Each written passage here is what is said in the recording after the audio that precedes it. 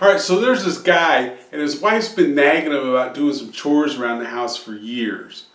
And finally, Valentine's Day rolls around, and he decides he's going to surprise her and knock off a couple chores around the house. So he replaces the porch light, and he gets around to the attic. It's been on his list for like 2 years. He decides he's going to go up and clean the attic, straighten it up a little bit. So he goes up there, and he straightens it around, and he comes across this chest. It's like a small little chest that he's never seen before. And so he opens it up, and inside there's $100 in bills, and there's 4 pieces of corn. 4 pieces of corn and $100. And this is really perplexing him. So he finishes up. He comes downstairs, and he goes to the kitchen where his wife is at, and he says, honey, I cleaned out the attic. You know that you've been bugging me about that for a couple of years.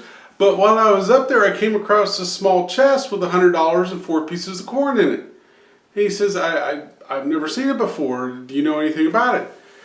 And she says, well, yeah, I have to confess, I put that chest there. And he kind of looks at her, and he says, well, I don't understand. What is it? And she goes, well, you know, we've been married about 20 years, right?